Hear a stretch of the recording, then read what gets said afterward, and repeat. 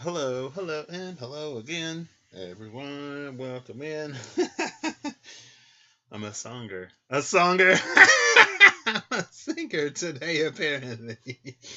Words have not been my friends lately. Mercury ain't even in its post shadow anymore. So now my excuse is that Mercury in Scorpio is trining my Mercury in Pisces, but my Mercury in Pisces is retrograde. So for me, Mercury is still retrograde, at least on the speaking front. Ooh, excuse me. I got the Yu-Gi-Oh cards today, as y'all can see, and we'll see what comes out. I got some Perrier. I don't know how to pronounce this stuff because I was like, "Ooh, I want to be fancy." I've never tried this before, um, and I'm glad I've tried it. I'm glad I've tried it because now I know that I don't want it in the future. But I am dedicated to finishing it because is that glass? A glass bottle. Oh goodness. Because I don't want to waste it, right? So let's get into this. I'm using the Yu-Gi-Oh cards today because I feel like it. Also, I kind of want to grab the Diceology cards, but I might just grab the dice because in Yu-Gi-Oh they had a little Dungeon Dice Monsters piece, and I think, well, I guess I kind of sort of was an entrepreneur growing up at or at least what? Oh, Luminous Spark. With the Stern Mystic. Interesting. Very interesting. Who did? KC, what's up? I'm pretty good. How are you? A little tired, but can't complain, can't complain. A lot of stuff going on in life right now, but again, I can't complain. I could complain, but I won't. How are you? I hope you're doing well.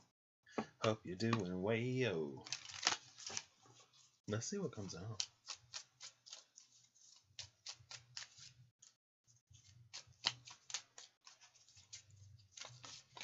If anything.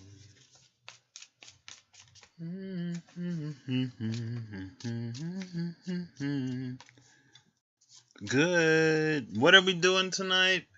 Pulling some Yu-Gi-Oh cards. Besides that, I'm not too sure. You Weinstein? Most. Okay, that's obviously not gonna take all those. Actually, hold up. Oh, that's too many.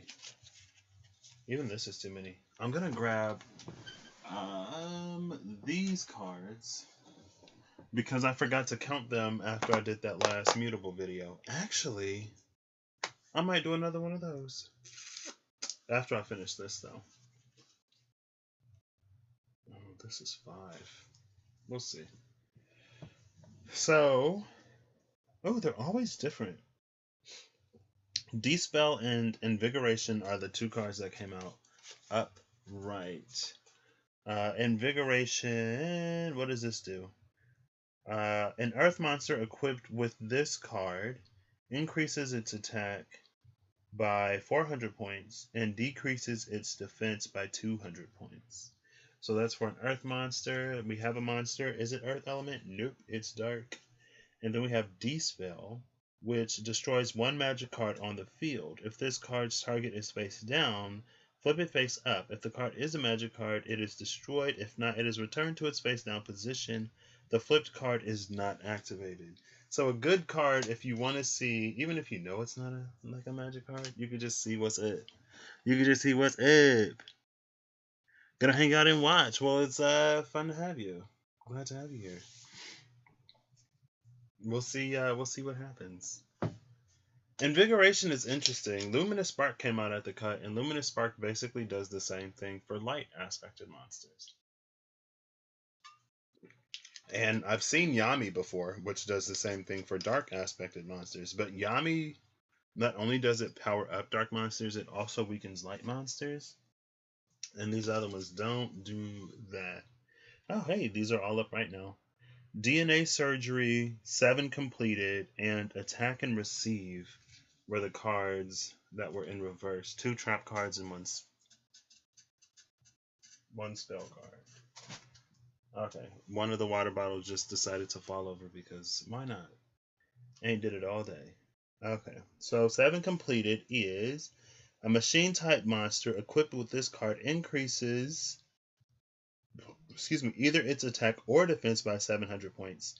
You cannot change your choice as long as this card remains face up on the field. Now here's a card for machine type monsters. Everything is being powered up. Attack and receive. You can only activate this card when you take damage to your life points. Inflict 700 points of damage to your opponent's life points. Also, inflict 300 points of damage to your opponent's life points for each attack and receive card in your graveyard. Wow. There's that 700 number again. Let's see if there's another 700. DNA Surgery. When you activate this card, declare one type of monster.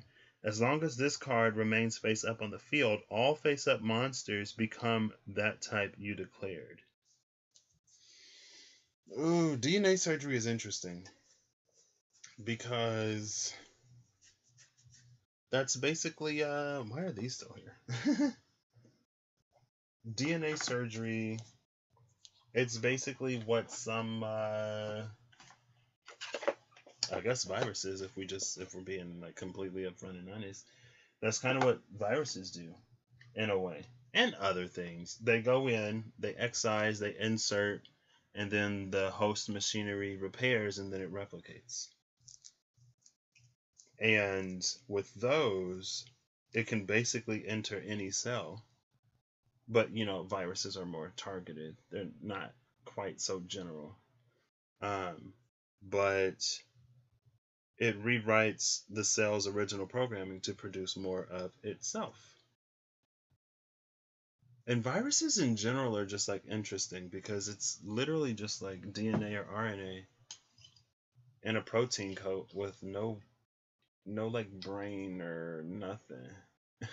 It's just DNA or RNA in a little protein coat, and you're like, well, why do you do what you do if you ain't got no, like, how does it have motive or whatever? How does it get where it's going? I don't know. At least bacteria have like nucleuses, right? Which means they got some kind of a brain or something. I don't know. Anyway, so we have 2 cards, but I think 7 completed only powers up 1 monster. Yeah, 7 completed only powers up 1 monster. Invigoration powers up multiple monsters. So we can choose a higher attack bonus with 7 completed, or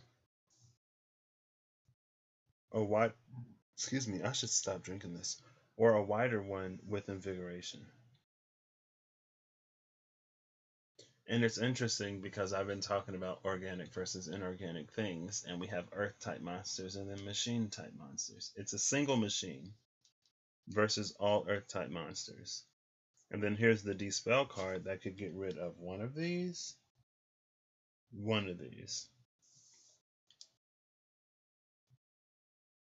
With attack and receive, that's how do you pronounce that word? It's like riposte. Let's see. Hey Siri, how do you pronounce RIPOSTE? Okay, I found this on the web for how do you pronounce riposte. Check it out. Riposte. Okay, it's riposte. A fencer's quick return thrust following a parry. Yeah. Okay. And it doesn't even say that you have to deal 700 points of damage. You could deal like 100 points directly, and then here's 1,000 at the very least. There's this energy here of like hitting our head against a wall and trying to change self in order to flow with whatever we think is hot at the moment. Bottom of the deck is Gearfried the Iron Knight. Any equipped card this card is equipped with is automatically destroyed. So Gearfried the Iron Knight can't be equipped with anything.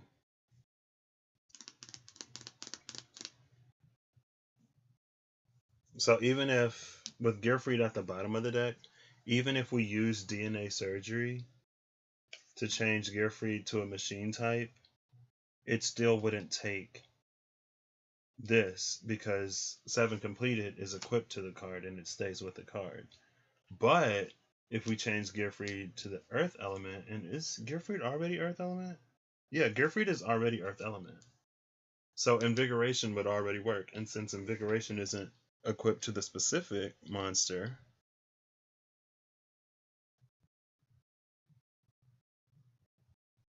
then this is a bonus that it could receive where it wouldn't be able to receive the other.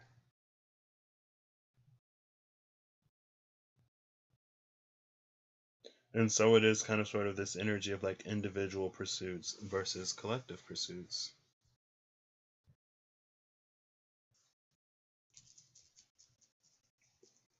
I don't know. Interesting. Oh, I already pulled these out. Okay. I don't know what that was, but I'm not really doing nothing tonight. Don't really have a plan. I do want to count these though, like I said, because I think I might be missing one. Oh, I have reversals in here. 4 of Wands was at the bottom of the deck. I don't think I knew that. Yeah, I knew that. The Magician and the 4 of Wands, but I think they were both in reverse when I put them away.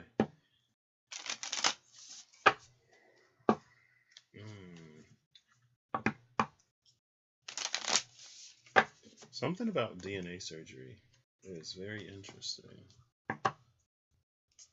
Because again, it's almost this energy of like who we choose to become in order to benefit in whatever way we can.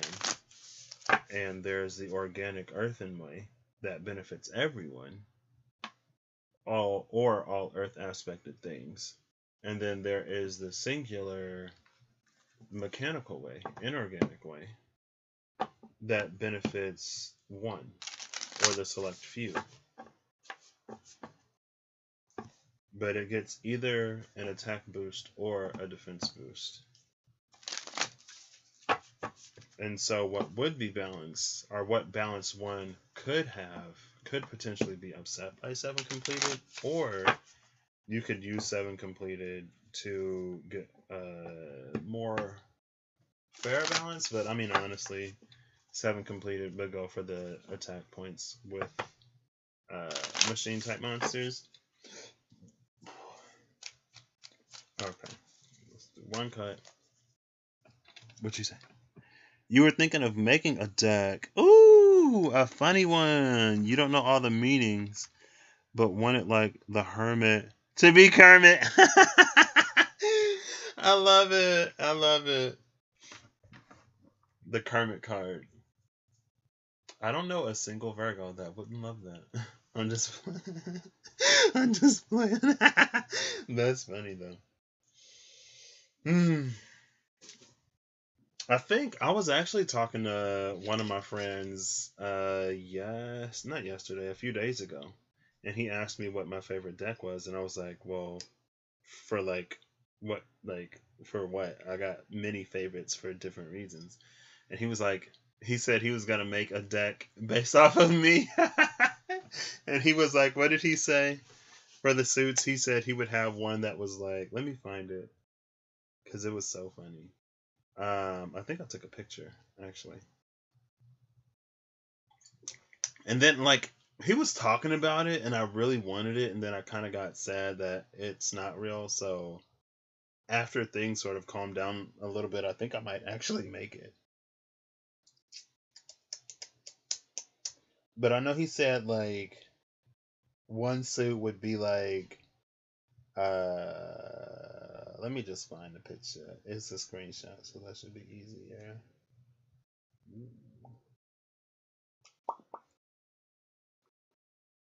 But yeah, you should totally make it, Casey. If I had the coins, I would purchase.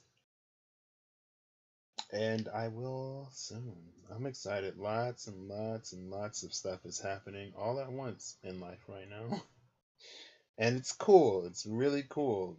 It's very whelming. Okay, so he said, spilling the tea. Spilling the Tea, Petty Pat, Dream Eater, Time Overseer, and Shade Thrower. Now, Spilling the Tea and Shade Thrower and Petty Pat basically all sound like the same suit to me.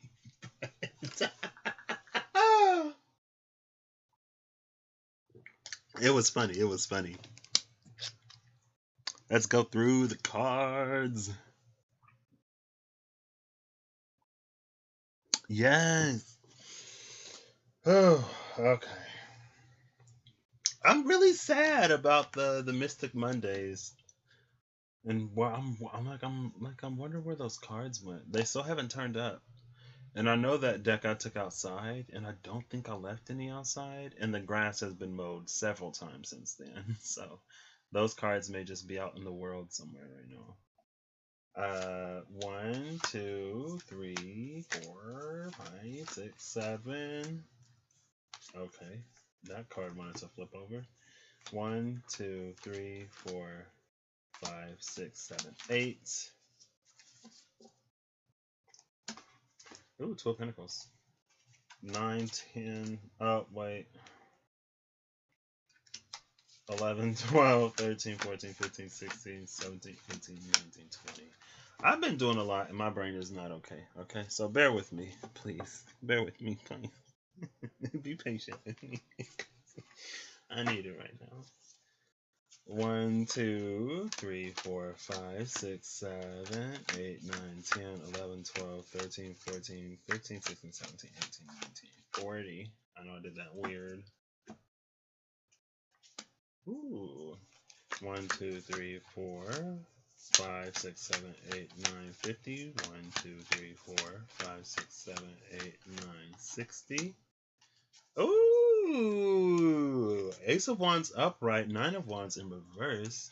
1, 2, 3, 4, 5, 6, 7, 8, 9, 70. 1, 2, 3, 4, 5, 6, 7, 8. 78. We got them all. Tower in reverse. So, Father of Cups upright, 9 of Wands in reverse, Ace of Wands upright, Tower in reverse. Excuse me. This is interesting. With the Father of Cups upright, to me, it speaks of... what does this speak of? Pathways. It speaks of journeys and completion. With the Father of Cups upright, it speaks of a connective element. It speaks of spirit being online and stuff like that. And so it's almost like we're bowling with bumpers. Whenever we get too close to the gutter, with this upright, it pulls us away. And so what it does is it keeps us on this path of Ace of Wands, and it keeps us off of these sort of tower and reverse paths where we go so far and then things have to fall apart in order to get us back to center. I was going to say cinder. Ooh, for some reason. To get us back to center. And I guess all the other cards technically were in reverse. So DNA surgery was in reverse. 7 completed was in reverse. And what was the last one? I don't remember. Whatever the last one was, it was also in reverse. Only Dispel and Invigoration were upright. And so with only Dispel and Invigoration being upright, there's this energy of like, all that is supported is what supports the all. And then we had Gearfried at the bottom of the deck that not even DNA surgery would be able to make 7 completed work for Gearfried. And 7 completed could be an energy of chakratic balance. Could be. But 777, what is that? The 7 chakras, 7 virtues, and the 7 deadly sins. But it only benefits one monster, and it's inorganic.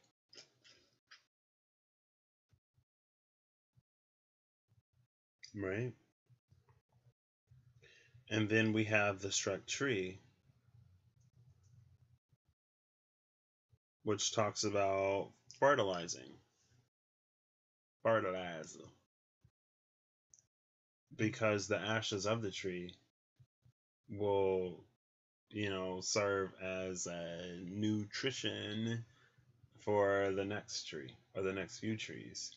my brother said that he went over to my grandma's to help her out in the yard the other day, and she had him digging up roots in the backyard. I was like, digging up roots? What do you mean? And I guess there's like some tree trying to grow somewhere. I was like, what? That's interesting. But it ain't growing. I guess it ain't growing there now. mm. But I think that's the thing about life, is that it is organic and that things come and go and that it moves in cycles.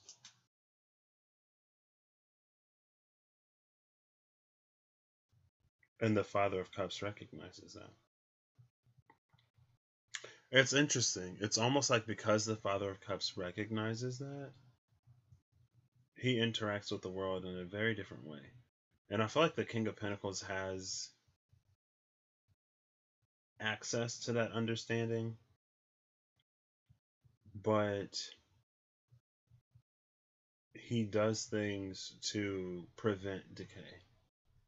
King of Cups energy is scorpionic, fixed water, so, death, sex, transformation, and the like. Scorpio makes sense. But it's about not having to go all the way to see that it's not something that we want. Yeah, that it's something that we don't want. Let's get into this. Let's get into these. I kind of want to... I'll just do it. Because I wanted to pull these before. Let's see what's down here. If I can find them. Give me one moment. I could just roll the dice. Oh, no.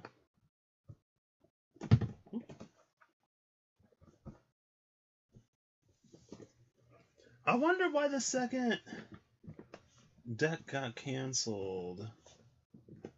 So the Angelarium Oracle of Emanations, it was supposed to be a second deck coming out. Oracle of... Oh, I don't remember the second ones. But it ended up getting canceled. And I'm like, why? I had it pre-ordered on Amazon too. I actually ordered them both at the same time. Venus, oh yeah, Venus did move into Scorpio today. Yep. Oh, King of Cups in Scorpio? That's interesting. Yeah, because I was like, oh, Venus and Aries are going to trine. Aries is going to be in Mars. Venus and Mars are going to trine. Aries is going to be... I said it again. Mars is going to be in Aries. Venus is in Scorpio, so they're not trining. Venus is in a Martian energy right now. But Venus is in the side of Mars that Mars doesn't occupy, or isn't occupying right now. It's almost like with Mars in Aries right now, Venus can be in the shadow of Mars without interacting with it. Right? It's like, oh, Mars is like at home right now, so Mars isn't gonna be here. So I'm free to like come in here and do whatever. And it opens up things to happen in a collaborative space. Also, the collective might be getting a little freaky. maybe not, Venus, Scorpio, all of the toys come out of the drawers and the boxes and the closets, and you find a little playmate, right? Venus is like, I got this. Mars is like, okay. Mars is like, I done been in Aries for a minute. I can use a little Venusian energy right now. Let's see. I just want one of these. Excuse me. Oh, there we go.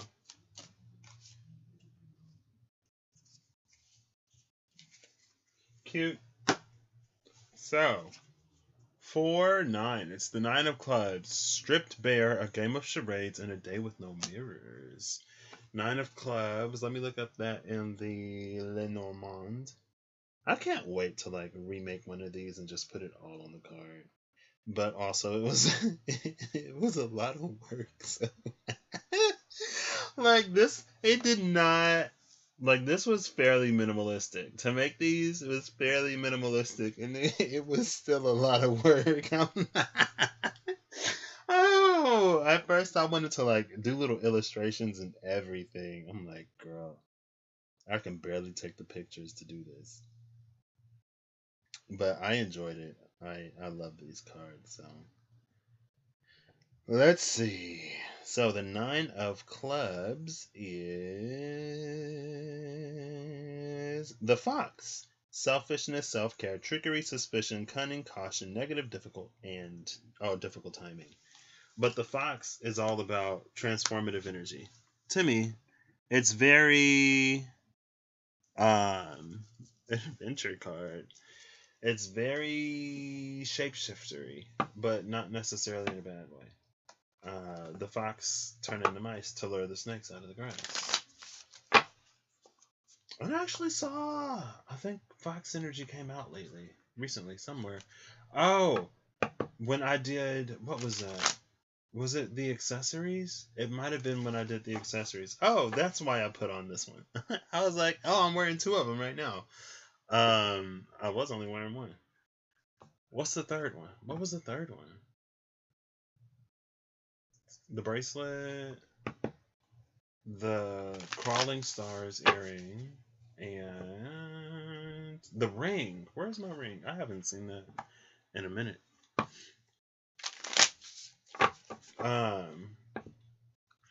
Anyway, what was I talking about?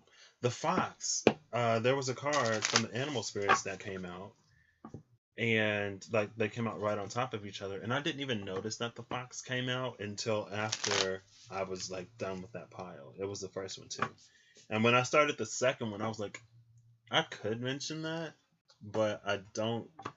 Like it wasn't there, so fox is clever. Yes, very, very clever.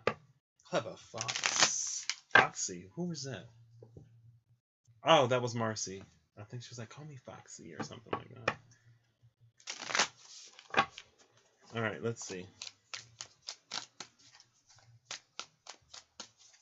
So there's also this ability to sort of take on any shape, any form, any element, but it reminds me of It Chapter 2. It was like what every living thing must abide by the form that it takes, or something like that. And so even something that can shape, or that can shift its shape, even something that can't change its form or shapeshift has to abide by whatever that form takes.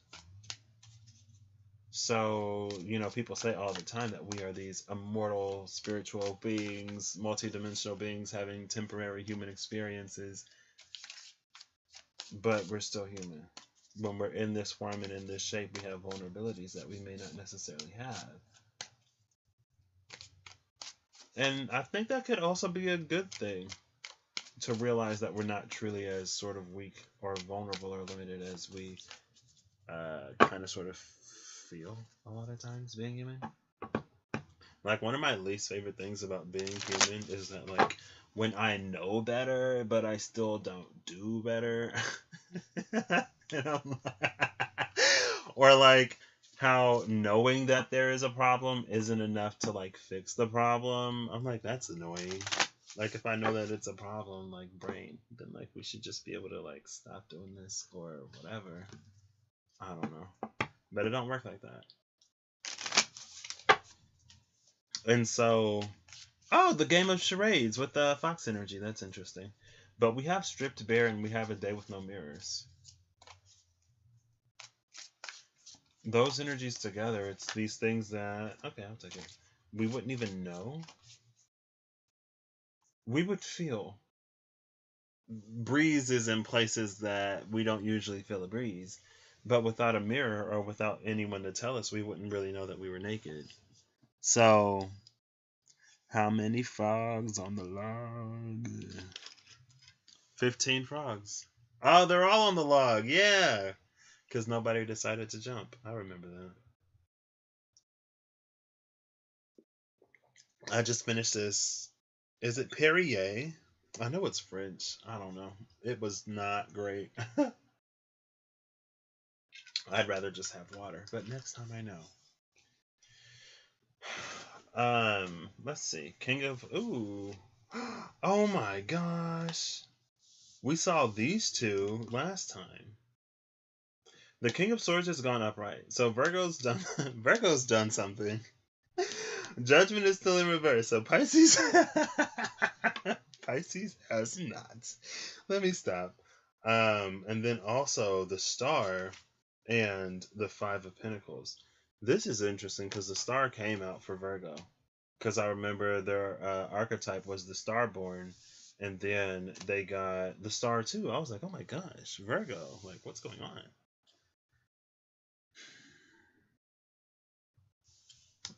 Yeah, not enough to just know. We also have to act exactly. Unfortunately, sometimes, but it's been fun acting, doing things.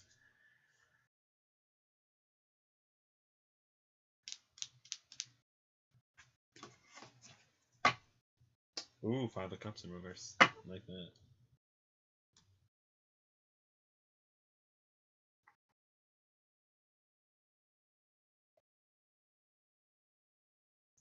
So if we talk about personalities like clothes, personas like clothes, just the human experience.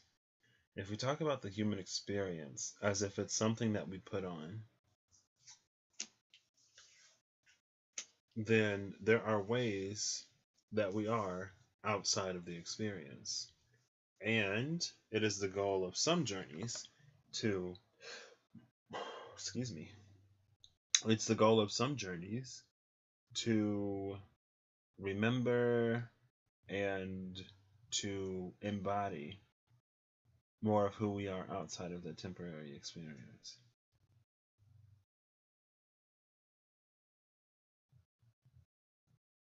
And I guess there's a question of like what is form and what is shape.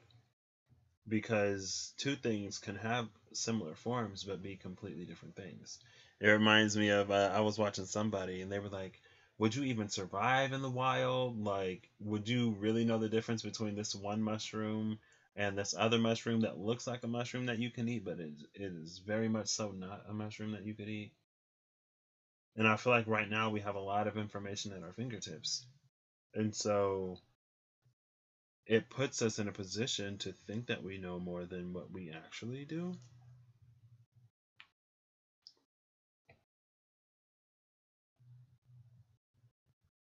It gives us an ability to come upon things that we wouldn't necessarily in our everyday life come upon. It gives access to information, but it's almost like the more information that we put in from the outside, the more the information from the inside is diluted.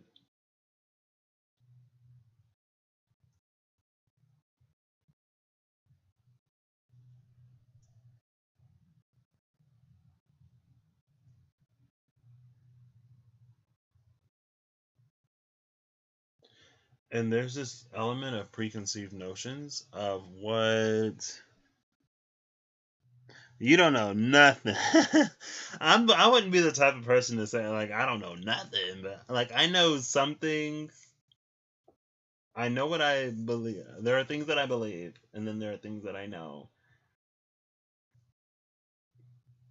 But even though I believe that there are things that I know, I still allow myself to be corrected. Right?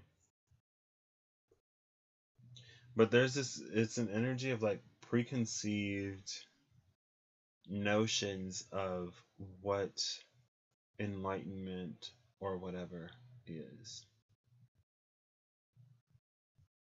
Almost like to be an artist you have to suffer. Right?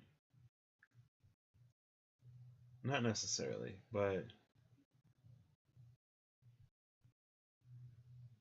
What is this?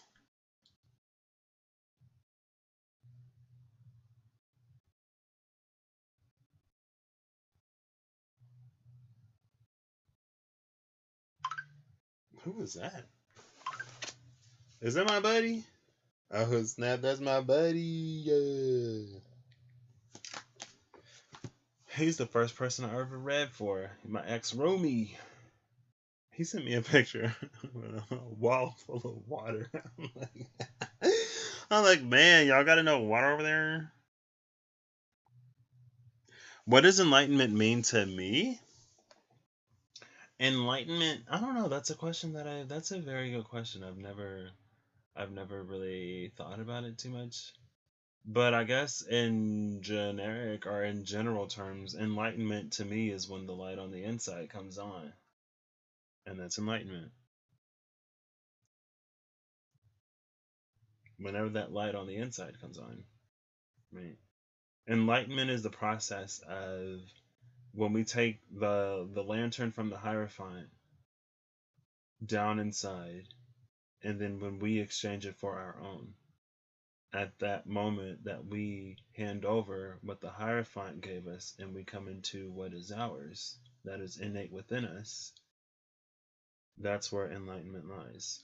When that inner spark comes on within. So, you know. What would you say it means, Casey? What does it mean to you? That's a good question. I was like, oof.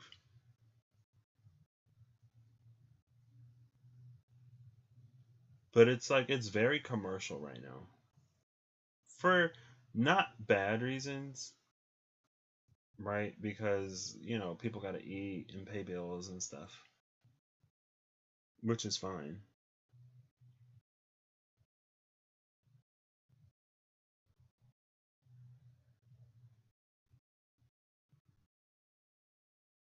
Mm. Because over here, it's like there's this knowledge and awareness from self. Over here, with judgment in reverse and the Five of Pentacles, it's just this energy of like not finding it where you thought you'd find it or where you think you'd find it. This little light of mine, I'm gonna let it shine. Oh, my brain is just like gone today. Everything is like funny. I'm so tired.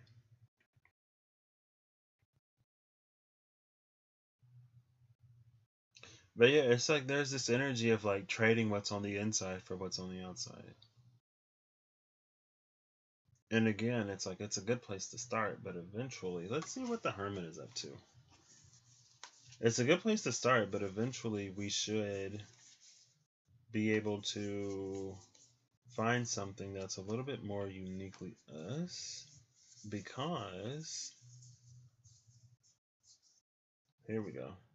Daughter of Wands and the Five of Swords, with the Eight of Swords upright and the Father of Wands in reverse. Hermit in reverse.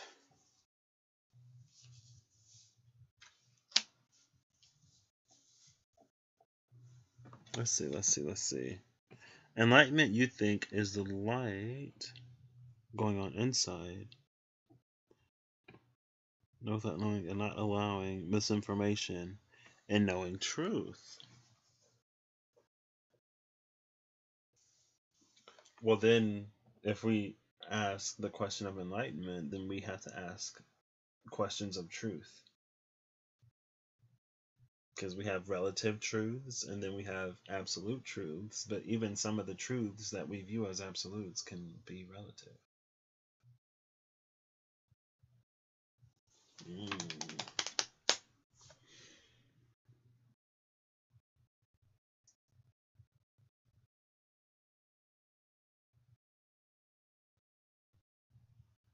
I don't know.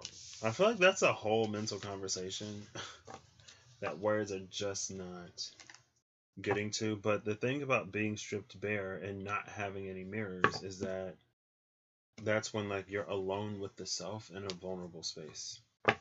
And that's when the masks It's almost like in the space where silence falls, the truth resounds. The truth of the universe is silence. What does that mean? Maybe the truth is there are no truths. The truth is that all truths are true. But since they're all true, they're all false. Ooh, maybe not. Maybe not. Maybe not, maybe not. High Priestess and the Nine of Cups.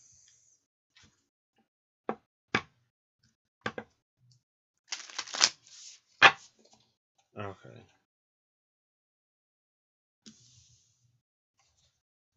I don't want to do this. I want to do this way. I want a card on the left.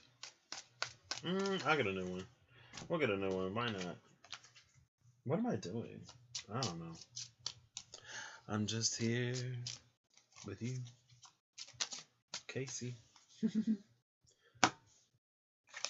Who is this? Oh, well, speaking of truth, an internal truth burning to be seen, the yin side of masculinity, and a thrusty yet elegant dance. Ooh, the Six of Spades. The yin side of masculinity is the element of earth in some systems. Right? And then fire is the yang side of femininity.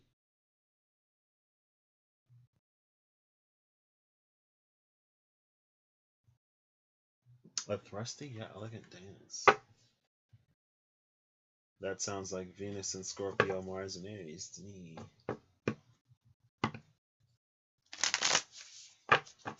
An internal truth burning to be seen. I kind of want to use... I'll stick with these. Let's just get like a few cards. Okay, that's... Oh.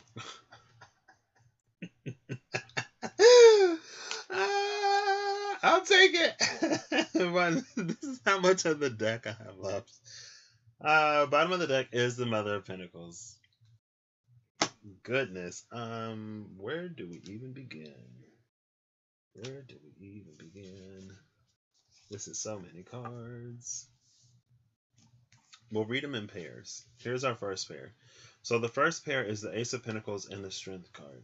Ace of Pentacles and the Strength card. It's almost like, because feminine energy is receptive, masculine energy has to be the one to step over that boundary, step over that sort of, to extend the invitation, right? So with Strength and the Ace of Pentacles, this is us not necessarily exerting our will, but projecting our will outward. But the strength of that projection is determined by the strength of, the internal, right? Now, in pairs, we have the Tower in reverse and the Four of Swords in reverse. The Tower in reverse and the Four of Swords in reverse speaks of releasing the need for everything to be okay, for everything to be all right, and for transitions to be smooth. Because smoothing the transition, it lengthens the time that it takes. And so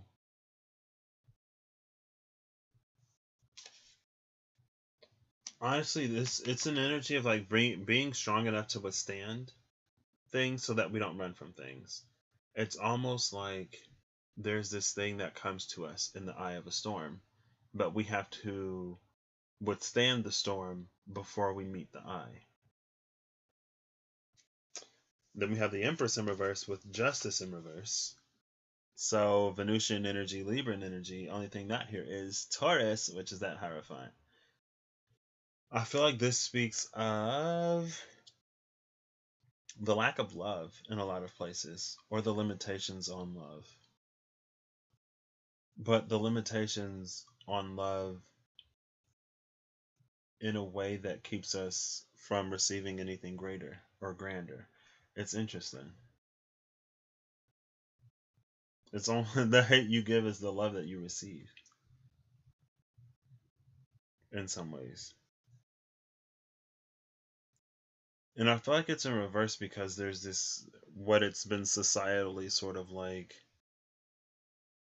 encouraged to be. What has become Never mind. I thought I just. Well, okay. I'll grab the bell. I was like, what? I don't know where my AirPods are right now. They just like disappeared. And then I looked up at my singing bowl, and I remembered that one time I put it on top of my singing bowl, and I was like, oh, maybe it's up there. And I was like, no, it's not up there. But I decided to look at it, so let's.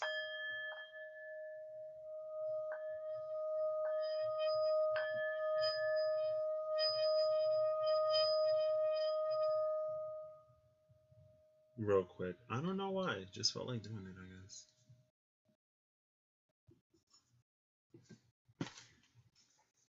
And then we'll put that right there. Real cute, like. There's my singing bowl. Ask Archangel Raphael. Yours are changing. Ooh. What's changing?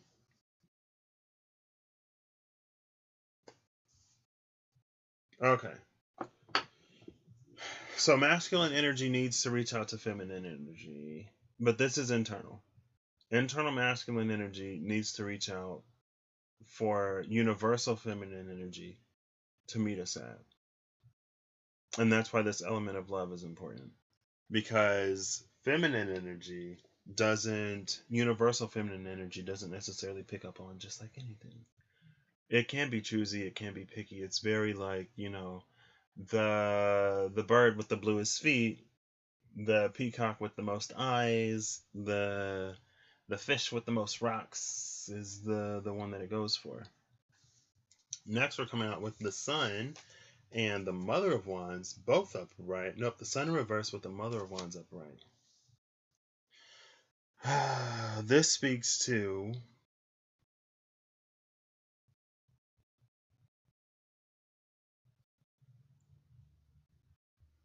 it feels like hoarding light because it hasn't hatched, because it doesn't have space to hatch. Because the world has grown cold. Since everything is so cold, it's like it doesn't encourage light from us, because universal masculine energy doesn't pull on internal feminine energy either. Because universal masculine, okay, well, this isn't universal masculine energy. Because it's not even Gaian. I'll say because Gaian masculine energy is about conquering and ruling. It doesn't expand. It only it expands vertically instead of like horizontally. It doesn't reach out, it builds up. And so Gaian masculine energy doesn't create this environment for internal feminine energy to be aligned in a way that would have internal masculine energy aligned to reach out to universal feminine energy. And this is almost like everything wrong with outside of us. Next is the Eight of Cups and the Chariot. To walk away from earthly pleasures is to go beyond. That's why, everybody back in the day was like, oh, I left. Who was it? Was it Siddhartha? Who was like some kind of royalty or something? And he left everything to go on this journey of enlightenment. And it's not that we don't live with pleasure, it's that we don't live for pleasure. And there will always be things to enjoy. Next is the Eight of Swords in reverse with the Daughter of Pentacles. So here's the Eight of Cups, here's the Eight of Swords. I feel like these are conflicting energies. This is an energy that would buy into Gaian masculine energy of building up, right? Building up, stocking up, saving up, storing up. And it's about status in a way that is void of substance. This is about leaving this in order to truly move forward in some way. Seven of Wands in reverse with the Death card.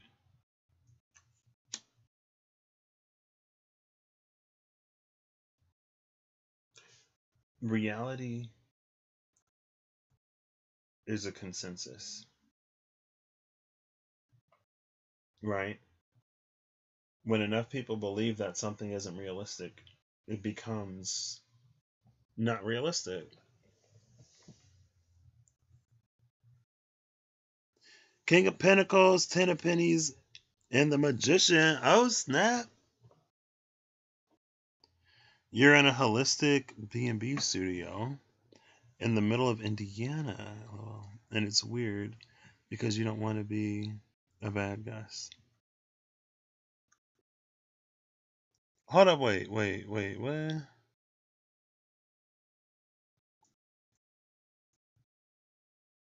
Hey, Zelda. I saw your messages and my brain didn't even like connect the dots that it was you. Sorry, Zelda. What are you talking about?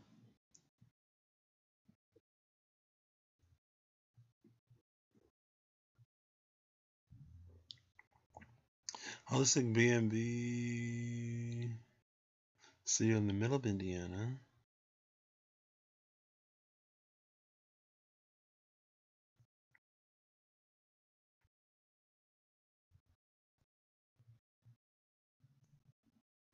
Oh, it's a Reiki healing studio. Wow. Wait, why can't you just stay up and like record and do YouTube stuff? Oh, is it because other people are there? It's a like, are you getting Reiki attuned or something? That's interesting. I don't know. The energy in the studio may be good for some content. Oh, you worry what people will think. I mean, I feel like if it's a Reiki studio and you want to pull some cards, you should be fine, right? Like, well, or maybe not, because you never know. The next two cards out are Judgment and the Page. Judgment still in reverse. And the Page of Swords in reverse. With that Death. I'll put these back over here, because that feels right. Oh, yeah, that's what I was talking about. The collective reality is a consensus. And there are certain things that societally will be like, oh, that's not realistic, and then it becomes like not realistic because no one's doing it. But if we were to change what we think of as realistic, then it would change everything on a very much so like broader, grander scale. But it's this withdrawing of light, right? And it's almost like reality is whichever bucket has the most light in it, whichever one that we sort of buy into the most, right? They say that we are these spiritual, multidimensional, powerful beings having these temporary experiences, but we're constantly sort of buying into whatever the powers that be are selling. And instead of withdrawing our light and our consciousness from that and putting it into directing it towards something more invigorating, because the invigoration card, we feed into nightmares and we feed into things that we don't necessarily want. Now, there are some things that actually do have to be addressed because it's 3D, because it's physical, it requires things that wouldn't necessarily be required on other planes. Now, with Judgment in reverse and the Daughter of Swords in reverse, this actually comes over here because following this is a sacrifice. Right? Here is when we choose to go after the internal. This is when we choose to sort of like buy into what is around us, and it leaves us with the Nine of Wands and the Mother of Swords. It leaves us in this position continuously enforcing and reinforcing what already is that we don't even necessarily like. And I'm just like, wait, why?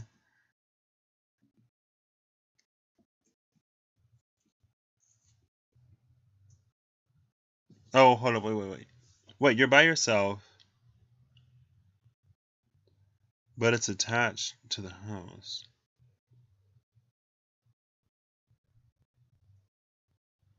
Oh, thank you, Zelda. Thank you, thank you, thank you. Wheel of Fortune, Nine of Swords in reverse, and the Two of Pentacles. That sounds like some pretty good energy. That sounds very nice. What do you take that to mean, Zelda? That's all of this upside stuff, though. This is all the stuff that we already know, basically. And hopefully the stuff that we're not going to buy into. Now this will actually read in threes. Six of Pentacles, Hermit in reverse, and the World card in reverse. I don't know why I just thought Gemini for the World, but maybe I had the World in Gemini season. I think I did. For May. No, for Gemini season. I think my card was the World in reverse this year, which was very interesting. Oh, wait, we're officially in Sagittarius season. It's Sag season. I forgot. So my zodiac energy has changed. Yep. Anyway, back to this. With the Hermit in reverse and the World in reverse and the Six of Pentacles, I feel like this is an energy of us no longer necessarily giving into things that don't serve us, that don't grow us in a more collective way. It's almost this realization that our own personal well-being extends well beyond self, actually and in reality. And that as individuals, we can thrive most easily or best when opportunity and resources are more aplenty and are more abundant. I feel like for a long time, a lot of evolution has been driven by competition.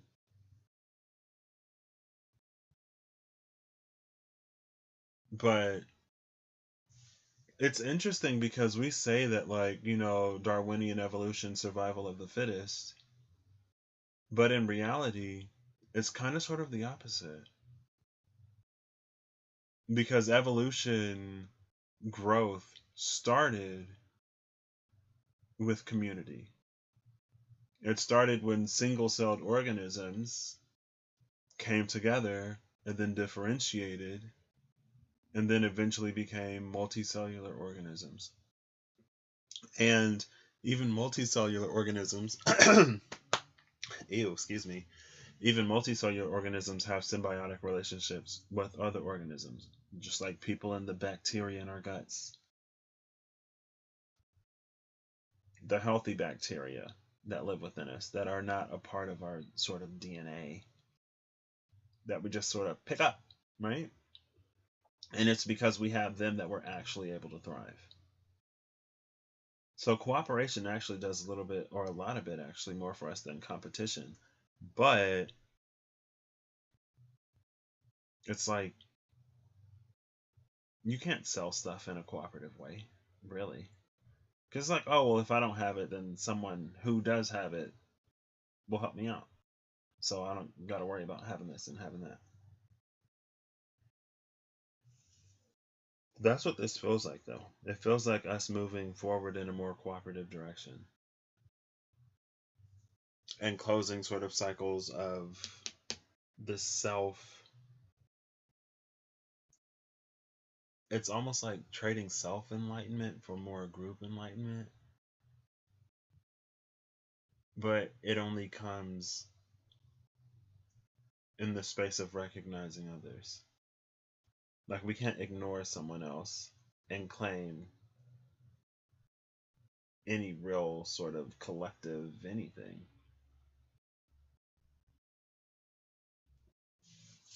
I mean, we could. Ten of Cups in reverse, Ten of Wands upright, and the Star in reverse. I feel like, again, going off of this is the recognition that the way that things were, it's like, could we find these pockets and moments of happiness in it? Yeah, sure. But it leads to more burdens than anything. It keeps us wanting. It keeps us looking and buying and searching, and it's insatiable. Four of Wands upright, the Six of Cups upright, and the Messenger of Swords. Okay, the Knight of Swords in reverse. Knight of Swords. Oh, look at this. Daughter of Swords, Mother of Swords, Knight of Swords looking over here. Is the daughter looking at? Yep, so the daughter is looking at the sun. And then the mother is like, I don't think so.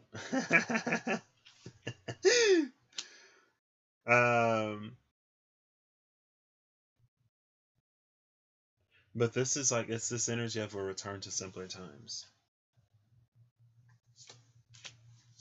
Eight of Wands, Hierophant. There's the Hierophant. While the Empress and Justice were both in reverse. Here it is. The Empress is... Oh, wow. I didn't even realize that the Empress came on top of a tower. Like, there's that tree. Here's this tree. Okay. The Empress and Justice are in reverse, but the Hierophant is upright. But with the Seven of Cups in reverse, I feel like this is about a recognition and an understanding about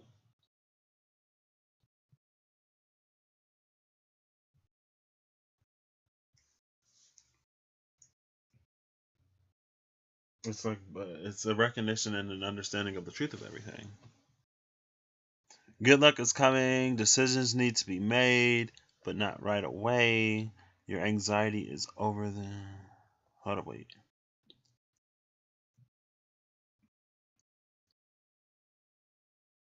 Oh, well, thanks, Zelda. I'm lucky to know you too. And see, look at you. You got your whole interpretation. Ooh, with that Fool. Okay. We're bridging these two now. The Fool, the Ace of Cups in reverse, and the Father of Swords upright. So we've seen the whole Swords family. Oh, and look, now the father and the mother are together. Oh, that's cute. That's real cute. Oh, and then the Fool is a baby bird. But the Fool, it could be the Swords family. It can be in the Court of Swords, or it could be in the Court of Cups. Right? Because we have owls, and then we have waterfowls in the cup suit. Snakes are wands, and the deer is pentacles.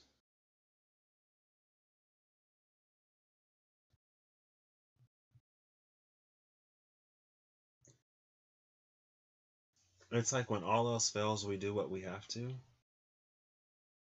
I feel like there's this energy of exhausting resources. Now, it takes me back to the Father of Cups and the Nine of Wands in reverse. Bowling with bumpers. Because it's like we're in this energy almost of exhausting all that we can before we even begin to seek alternatives. But we should be able to recognize a practice as unsustainable or as not sustainable, and to already begin building, looking for something else, something new, before the point of exhaustion. Oh, you're learning from me. Well, I'm still, I don't know if I'm the person to learn from, but if I can help teach, then I'm glad to be of service.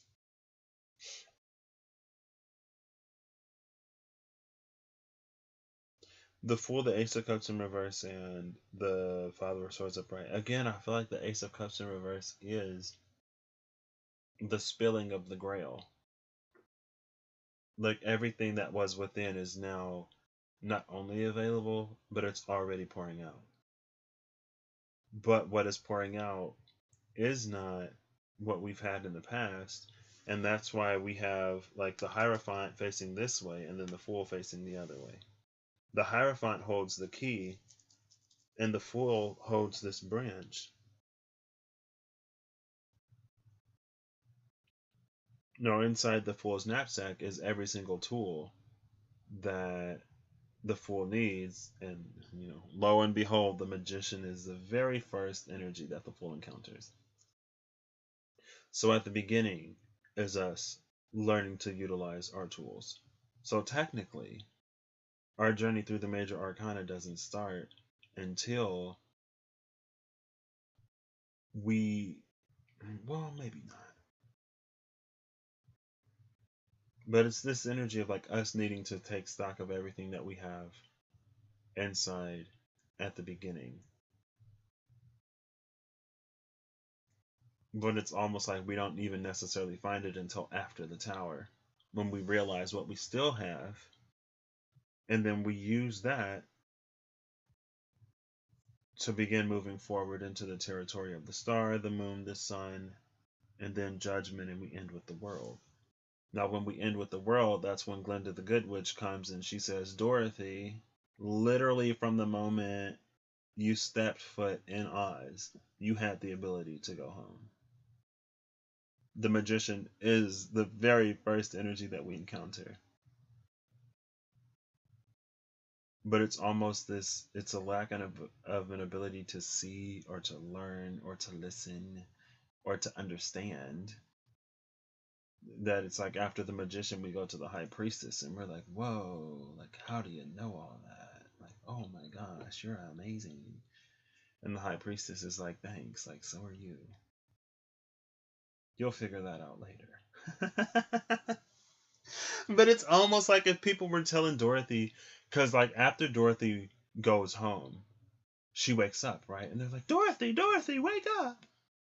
But it's almost like, let's reimagine the Wizard of Oz, but people in Oz are constantly telling Dorothy to wake up. Or to like click her heels 3 times or whatever. But it's like you don't get it until the end of the movie. Which is fine because she helped the Scarecrow and the Lion and the Tin Man get what it is that they wanted. Right? I don't know.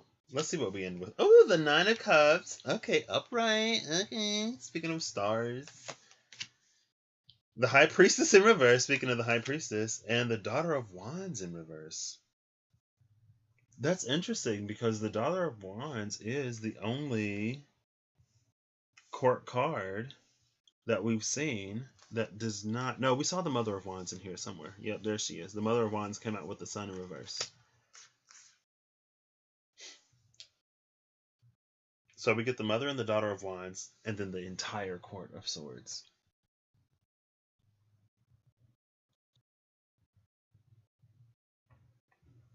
But this, the 9 of Cups, the High Priestess in reverse, and the Daughter of Wands, I feel like this is about demystifying everything that is so elusive.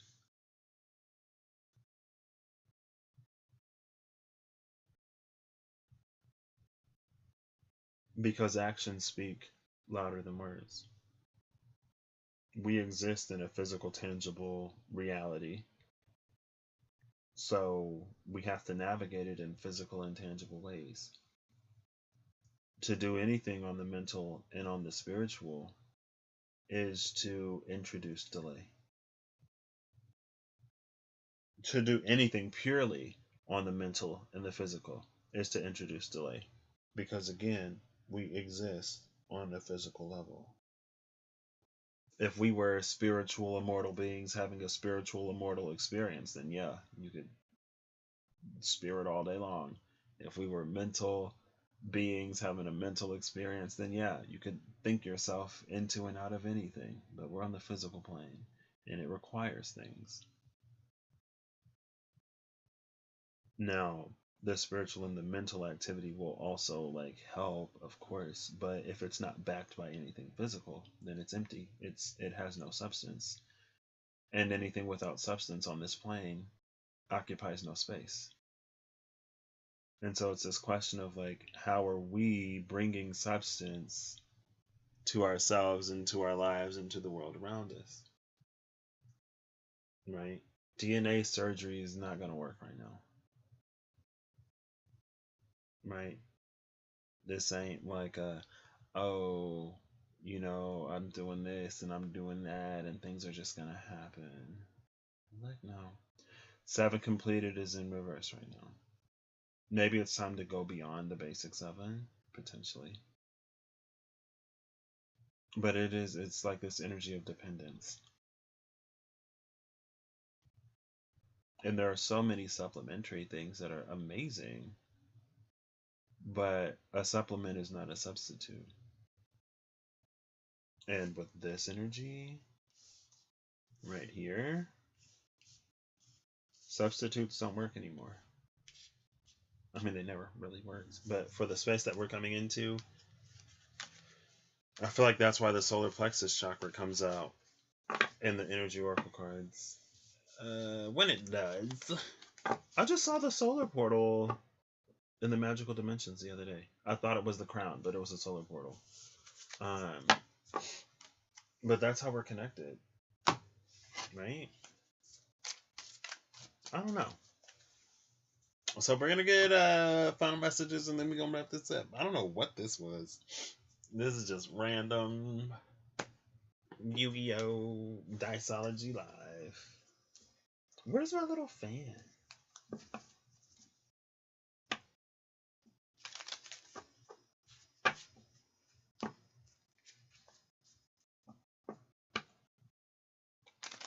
I feel like I get different cards in here, and it's so interesting.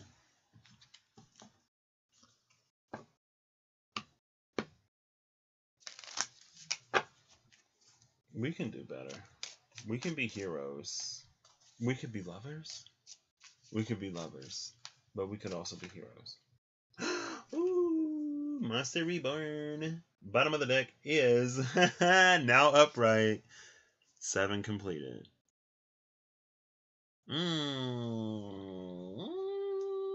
Okay, well, let's see what this is about. Oh, there's 3. Is that Robber Baron or whatever? Yep. Baron of the Fiend Sword.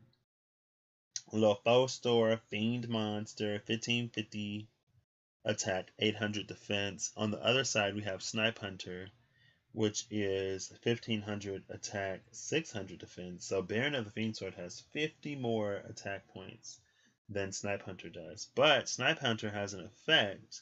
It says discard 1 card from your hand, select 1 card on the field, and roll a 6-sided die. If the result is not a 1 or a 6, destroy the selected card. So Snipe Hunter can destroy Baron of the Bean Sword. Bean Sword? The Bean Sword? Jacqueline Beanstalk? Snipe Hunter could destroy Baron of the Fiend Sword, but Monster Reborn would bring it back.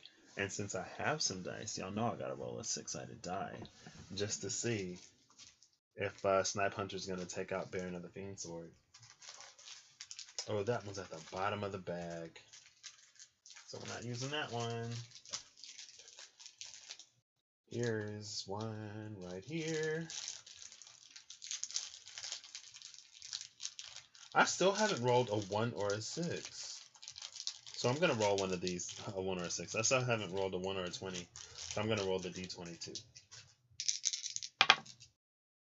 Oh, a 5 and a 9. 9 is what? The Hermit? 5. So it's not a 1 or a 6. So Snipe Hunter would destroy Baron of the Fiend Sword. And 5 is the Throat portal. Snipe him in the throat. Monster Reborn.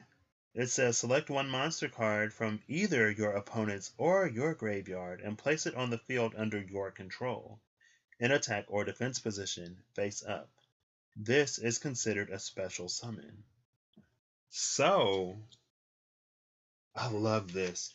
So Snipe Hunter takes out Baron of the Fiend Sword, even though Baron of the Fiend Sword has 50 more attack points than Snipe Hunter. Snipe Hunter uses its special ability to get the jump on Baron of the Fiend Sword. And then, once Baron of the Fiend Sword goes to our opponent's graveyard, we can use Monster Reborn to summon it back on our side of the graveyard. Now, what that energy to me is, it's this energy of like, it's specifically financial systems, but it's an energy of reclamation or repurposing. Reconstituting, is that a word?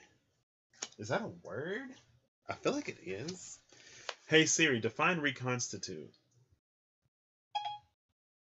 Reconstitute means build up again from parts, reconstruct. Also, it says change the form and organization of an institution.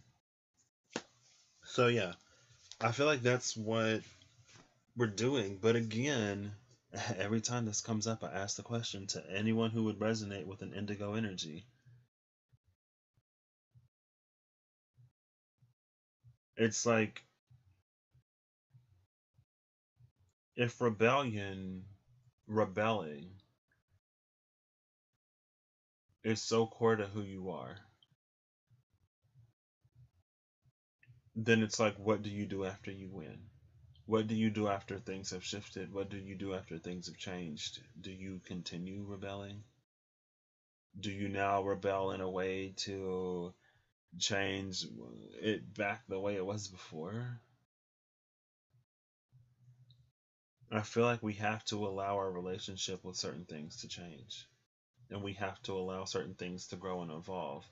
And to not necessarily keep them stuck in the way that we always viewed them or saw them because of what they were in the past.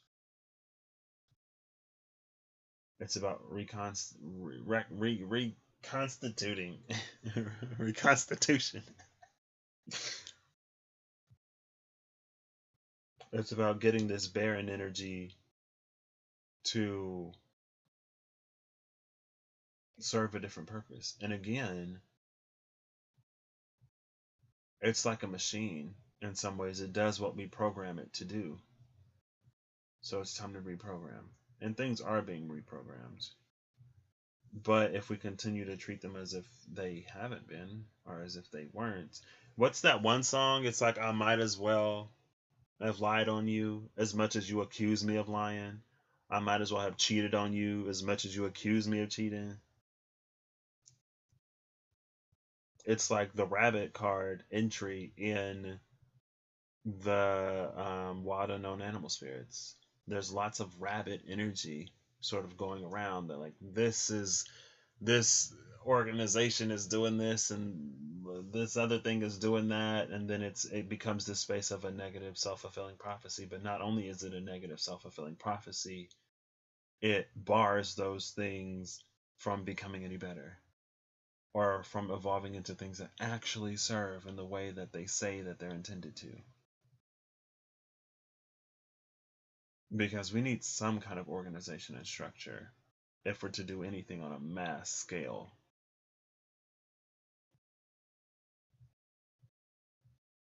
If we're, and again, I don't know.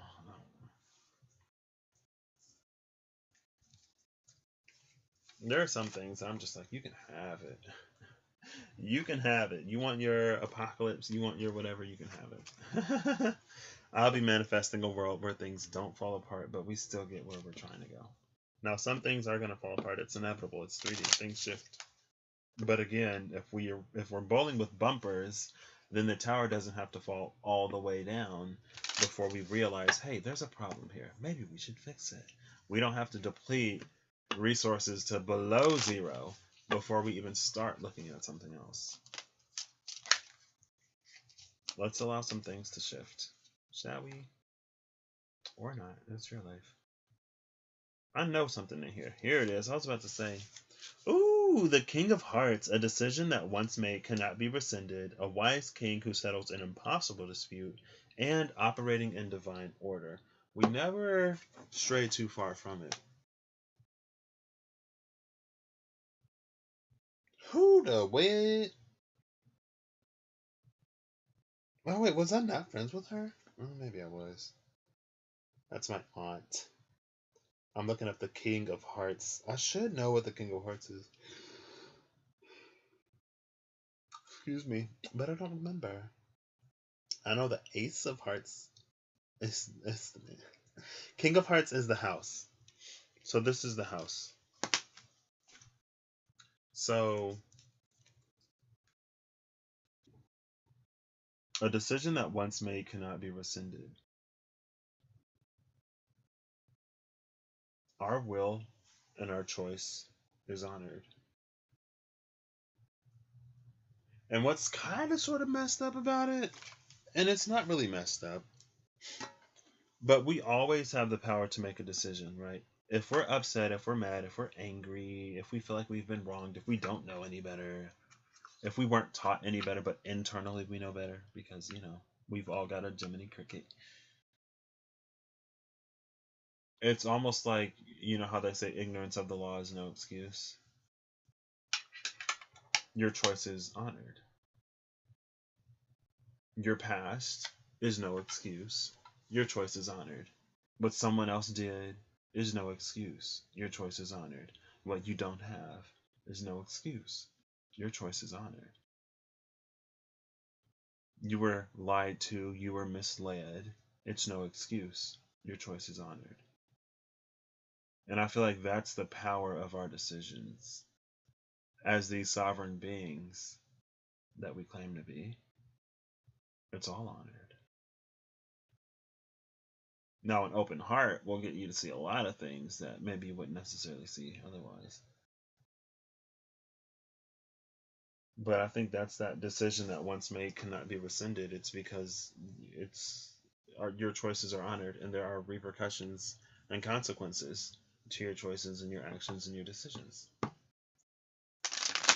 And to lessen that would be a violation of your right to make your own choices in your life, or to forfeit that decision making to somebody else. Because then it's your choice to have someone else make your choices for you. Right? It's like, oh, well, you already paid for it. Why would we not give it to you? It's like, we don't want this. What are we going to do with this? Take it. Final message from the wild unknown. The wild unknown tarot. Oh gosh, come on. I just counted these to make sure I had all the cards. Oh, we get the Son of Pentacles and Judgment still in reverse. The Son of Pentacles and Judgment in reverse. These are the sons who will not become their fathers, and the daughters who will not become their mothers. Well, that could be a good thing, but then for the fathers and the mothers, who their sons and daughters decide that they will not become, there may be, or a son could become a mother, or a daughter could become a father, or a non-gender conforming individual could not become a gender conforming individual, or could not become another non-gender conforming individual, because even non-confirmation comes in more than just one flavor, right? It's not just yes or no, black or white. It's a spectrum.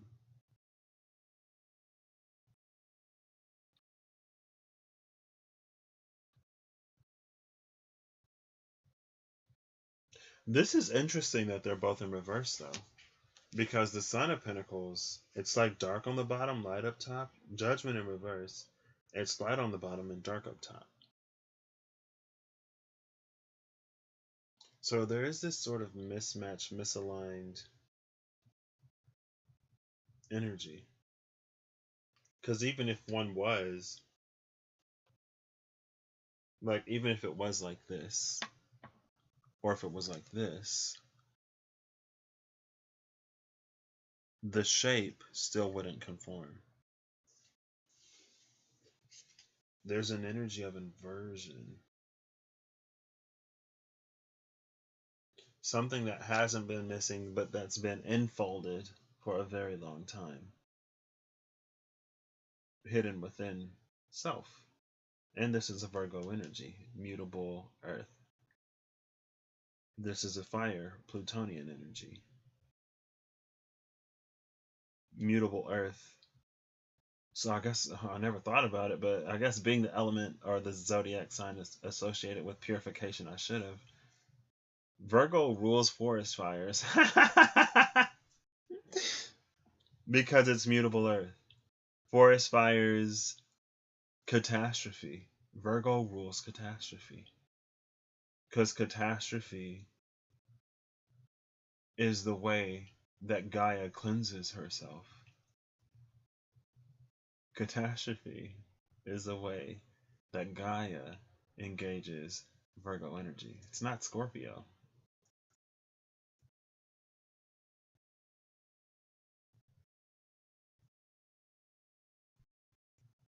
Interesting.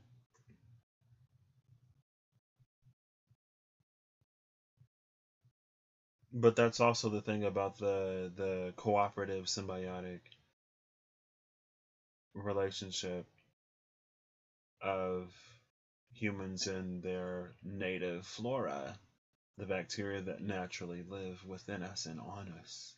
They're everywhere. There's more bacteria in your body than cells, your own cells. There's more bacteria than you in your body. Or it should be that way. But because it is that way, it keeps other bacteria from growing in a space where it shouldn't. Right? And so once we shore up ourselves internally, it makes us immune to a lot of things, but it's not immune through immunity. It's immune through competition.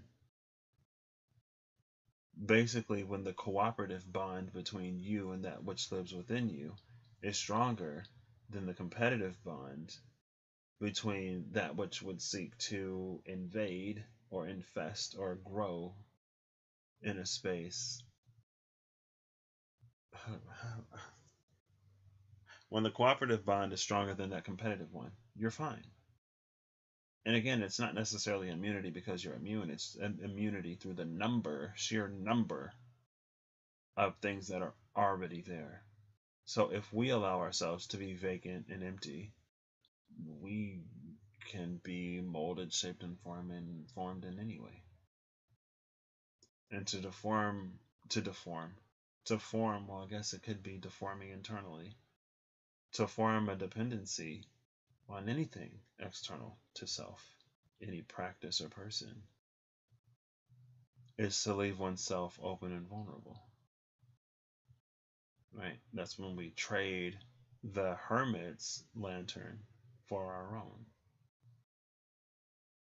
Because as long as we hold on to the lantern of the hermit, we're susceptible to the devil. You can't have, as long as we hold on to the lantern of the Hierophant, we're susceptible to the devil. Because you can't have the Hierophant without the devil, and you can't have the devil without the Hierophant. They're two sides of the same coin.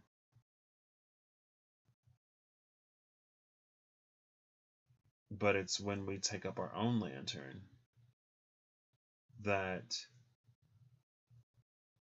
that contrast is consolidated.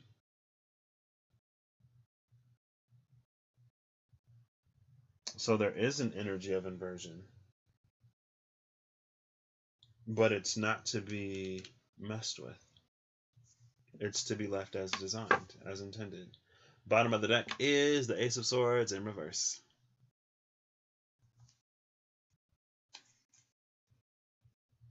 And again, I feel like this is that.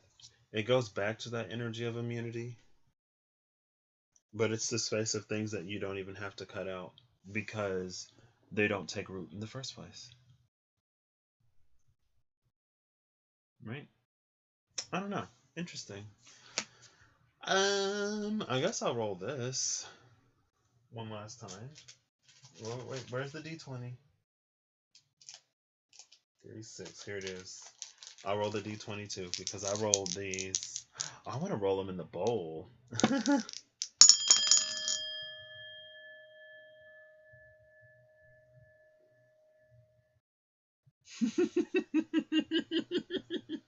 That was interesting.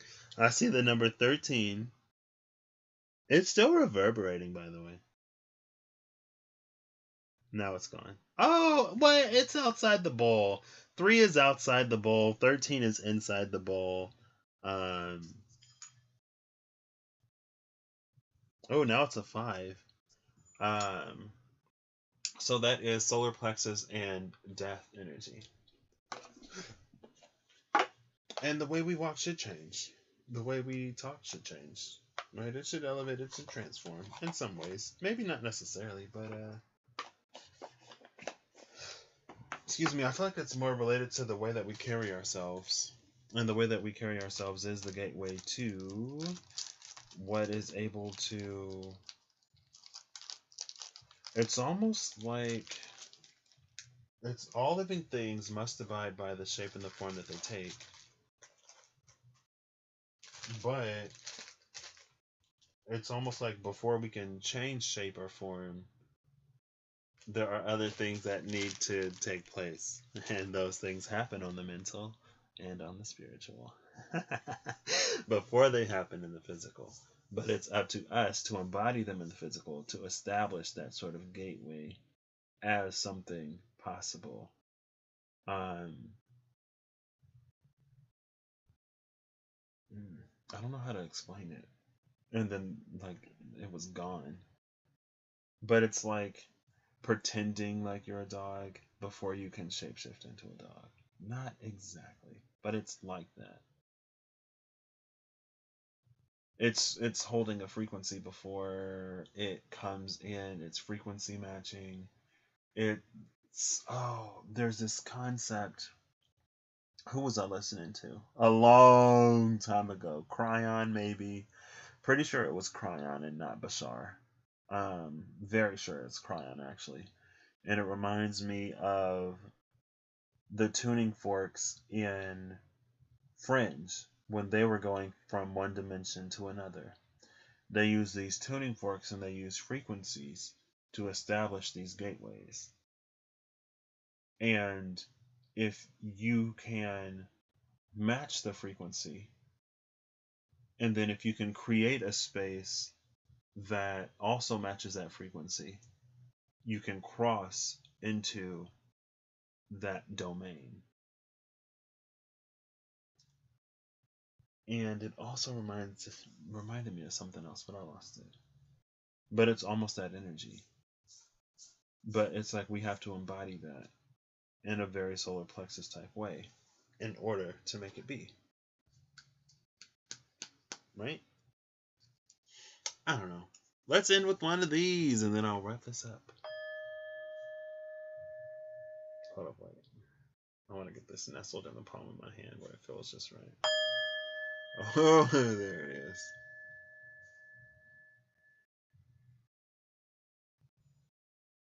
Oh, I lost it.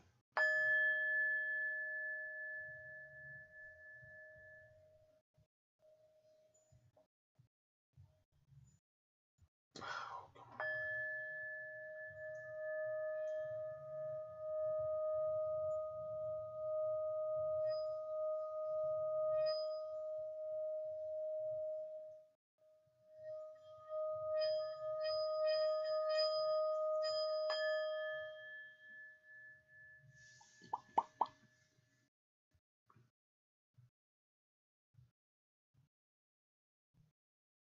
Still there where?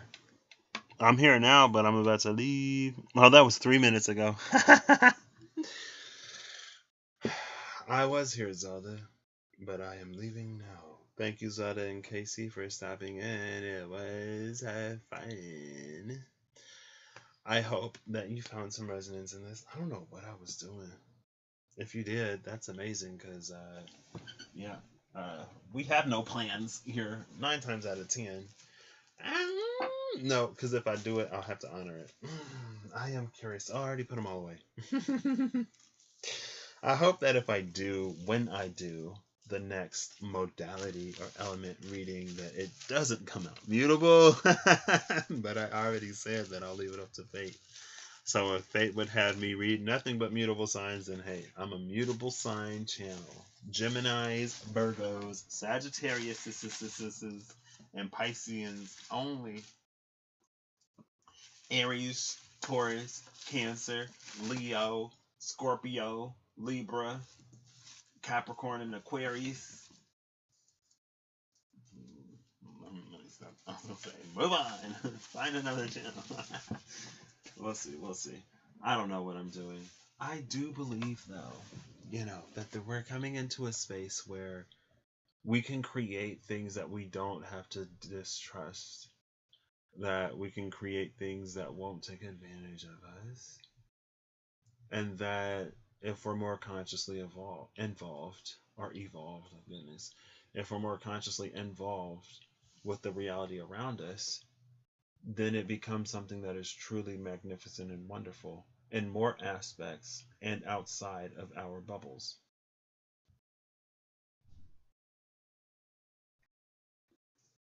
But, we got to face some stuff. We got to clean up some stuff before we make it to that point.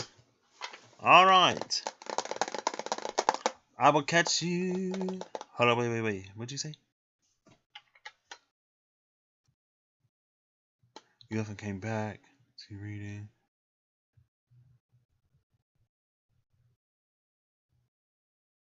You might like it. It's Crystal's IDK. Interesting stuff. It would be cool if I got to see it. Dusted 77. Dusted 77. That almost looks familiar. I almost have like this deja vu moment. But I guess not. I don't know. I might check it out. Let's see what I'm doing. If I'm awake. Alright, I'll catch y'all later. Thank you for coming in. I hope you have a good whenever you see this, and I hope you're acting in alignment to make the good to what do I say? Good, better, great, amazing, wonderful, and fantastic your reality. Because for those who act in alignment in, and for those who believe in and act in alignment with, miracles, miraculous things happen every day. I just saw Impossible. Somebody was lip syncing to Impossible last night. I'm gonna go listen to that song right now. I'm actually gonna watch that scene from that movie, Brandy and Whitney Houston. So I will catch y'all's later. Oh, thank you, Zelda. I appreciate it so much. More than you know. More than you know, love. Thank you so much. I will catch you all later. It was so nice seeing you. Have a wonderful evening, morning, whatever, whenever. Boy, is you